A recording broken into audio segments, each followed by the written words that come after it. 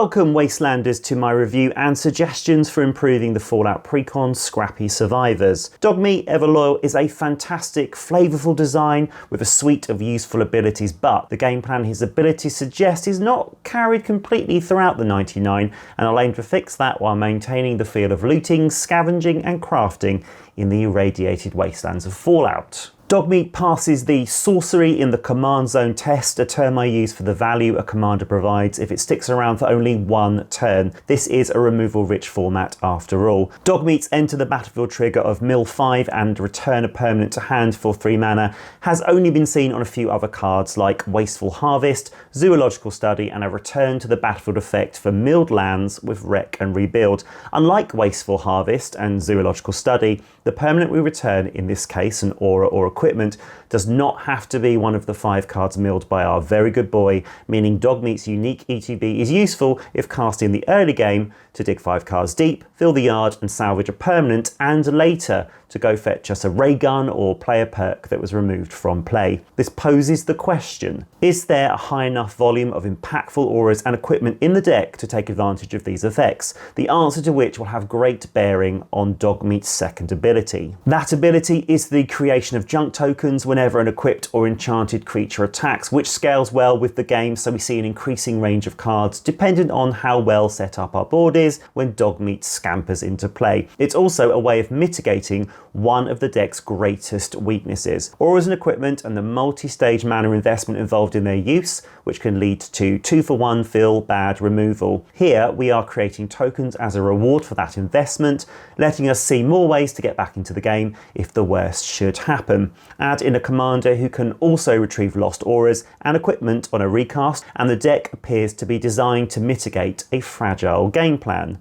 But more on how successful that game plan is later. But before that, those 13 equipment cards and 9 creature auras in the deck. 10 of the equipment cards grant keywords or support the combat theme of the deck, while the other 3 were a mixture of resource boons and 1 copy effect. Auras contribute 6 for combat, 3 for the resources, though each of those 3 has a dual application. I tested Dogmeat's enter the battlefield mill 30 times to see how often we mill auras and enchantments. It whiffed 7 times, but we had a return of 1 or above the rest of the time. Though Dogmeat has ETB mill, this isn't what this deck is about.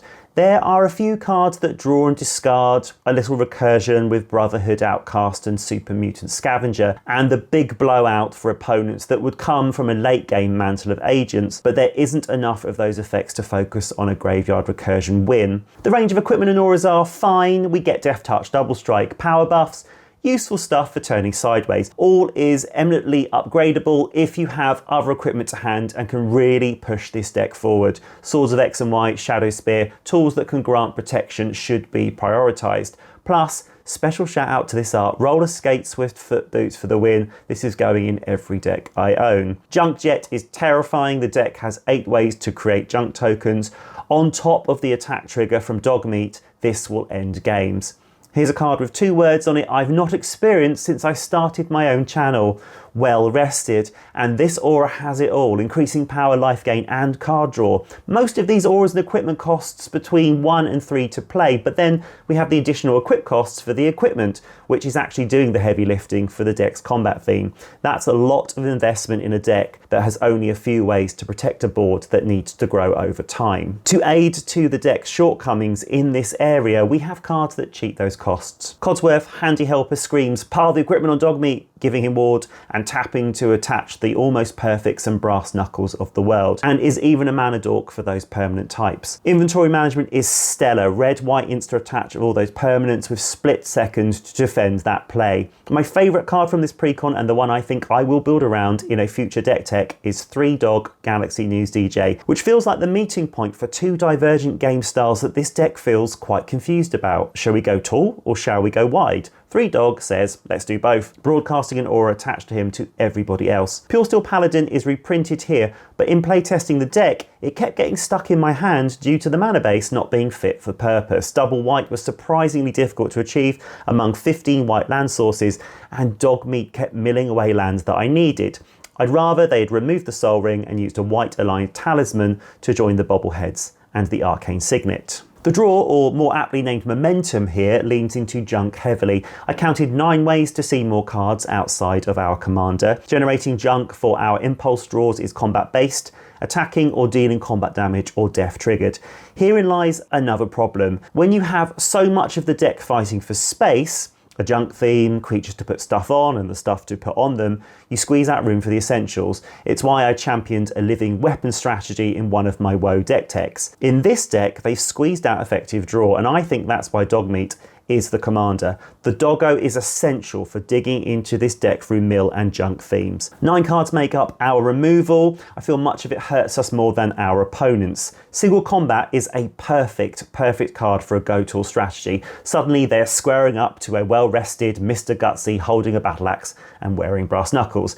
I'd swap in cards that limit combatants like Ensnaring Bridge and Crawl Space to lean on the go-to theme, and exchange these for cards that'll blow out our own board. Of course, I'll be making some rad proxies so they fit in the Fallout universe. Next, I'm going to make some suggestions for taking the deck forward. The following are suggestions of what you could take out to give you space to upgrade it, and I'll suggest some upgrade pathways for different strategies. First, the cards that I think should come out. Moira Brown, Guide Author, belongs in the Hail Caesar deck due to its synergy with quests. Squirrel Nest has some synergy with Preston Garvey, Minuteman, and here end of the synergy with the rest of the deck. And I'm sure Preston will make an amazing commander elsewhere, and tapping permanents can be busted, but this feels like a top-down design rather than a design for this deck. Plus, I've got PTSD from all the settlements I let burn to the ground in Fallout 4. Megaton's Fate is incredibly expensive, and also, you weren't there, man, you can't prove it had anything to do with destroying that settlement. Vault 21 House Gambit is fun for a Precon only match, but we need something with a more certain outcome. Bighorn Rancher is mana win more. We won't need a sudden burst of mana on turn 6, especially mana we have to rely on from another creature's power. Super Mutant Scavenger is out too. Dogmeat can dig us up a lost tool, and I don't like relying on death triggers outside of sacrifice decks. Ian the Reckless, the Friendly Fire is a wonderful, flavourful nod to a beloved companion, but there's a lot of steps to activate his removal. Temple of the False God is a feels bad in the early game, which I remove from every Precon. And finally, I wanted to remove Animal Friend as it involves a lot of work for a vanilla creature that can be a little bigger than a 1/1, but to preserve as much of the falloutness of the deck, Explorer's Scope gets the chop instead. We have enough ramp and mana support, and we want equipment that can slap a super mutant around the chops. And so these following cards going in are not flashy, but they do shore up the game plan that we're left with. In those 10 slots, I would prioritise 2 Selesnya protection pieces, a brass squire for getting around equip costs, and 6 pieces of draw. 3 of those draw based around auras and equipment, and 3 sorcery or instant based. If you want to gut the deck further while following the go wide or tall theme, I would suggest Shram, Senior Edificer, Kellen the Fey-Blooded, Sigarda's Aid, Forge Anew, Bruna, Battlehammer. They're all cards that reward you for playing with equipment. Would it be controversial to say dump all the auras and just go all in on the equipment? Or do the reverse, Enchantress's Presence, Ancestral Mask, Sanctum Weaver, Misa Enchantress, Sage's Reverie, etc., and go all in on auras. Gilwain Casting Director would provide insta auras for newly cast creatures who then turn attacks into junk tokens. Bruce Tile, Boorish Herder, would make an excellent Fallout proxy, and his ETB and attack trigger of giving a creature double strike will end games in either build. You could make junk tokens your focus. They are a token bordering on the busted. We get artifacts entering and leaving the field and other artifact synergies available to us. Most importantly, junk tokens sack for no mana. These are upgraded clue tokens with no time restriction. That is impulse draw on a stick. Prosper and Corvold players be high-fiving each other. There's a vote up on my community page for which of these decks I should make a list for, so head over and vote. And if you want me to cover the other precons in this way, hit like and subscribe. And if you think I missed anything out in this process, drop me a comment. I'm off to get Dogmeat from digging up my damn lawn again. Until next time, I've been Lee, and this has been MTG Specs.